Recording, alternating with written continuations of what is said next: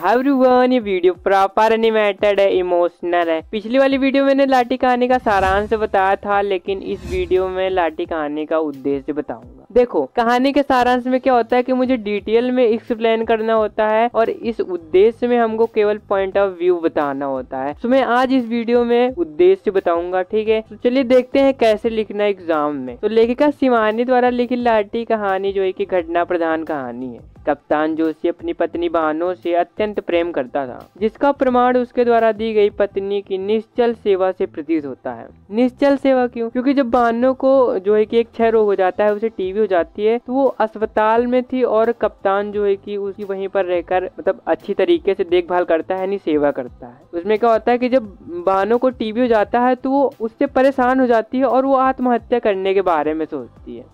लेकिन कप्तान द्वारा बानो को खोजने पर उसका न मिलना था। 4 वर्षों बाद अचानक स्वयं मिल जाना कप्तान को कुछ ही पलों में खोखला हुआ अनुभव कराती है। यू नो, अगर मानो कि आप किसी से प्यार करते हो, वो आपको बिना बताए कहीं चला जाए या फिर कुछ कर ले और वो अचानक से 2-3-4 साल बाद आपको दिखे, तो आपको कैसा महसूस होगा? बहुत बुरा फील होगा, है ना। तो उसी प्रकार जो है कि कप्तान के साथ में हुआ है। कहानी का अंत बानो के स्थान पर कप्तान के दुखों को, कष्टों को दिखाना है ना। तो इसमें क्या है कि लाठी कहानी का मूल उद्देश्य समाज में पति के बिना अकेले रहने वाली पत्नी के जीवन के कष्टों को दिखाना है, त्रासदी को दिखाना है, जिसमें लेखिका को सफलता मिली है। लेखिका ने यह भी संदेश दिया है कि महिला ही महिला का शोषण करती है, अतः अपने दृष्टिकोण में परिवर्तन लाना चाहिए, उन्हें एक दूसरे के साथ सहयोग करना चाहिए और उन्नति के मार्ग में जो है कि एक दूसरे का सहायता करना चाहिए, हेल्प करना चाहिए। यू नो, ये बात सही है कि महिला ही महिला का शोषण करती है, वो एक महिला ही दूसरी महिला से दूसरी की बुराई करती है। मैं ये क्यों बता रहा हूँ? क्योंकि जो है कि जो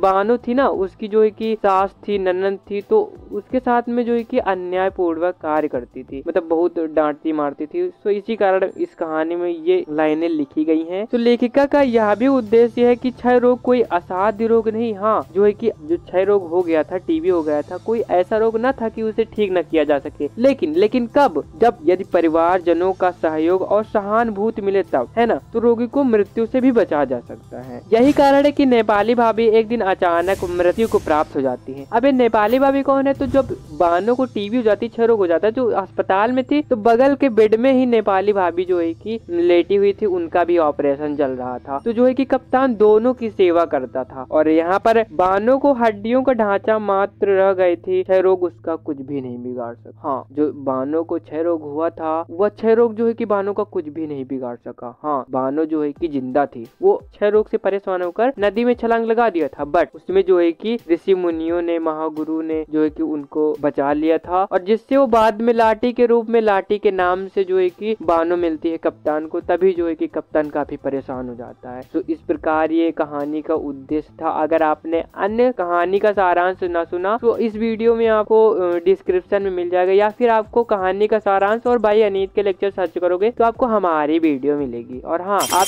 इन कमेंट को पढ़ सकते हो। और हाँ, रागिनी जी ने भी कमेंट किया था कि हमारा नाम ले लो सर, तो ले लिया, ठीक है। ओके, तो thank you, bye bye, love you.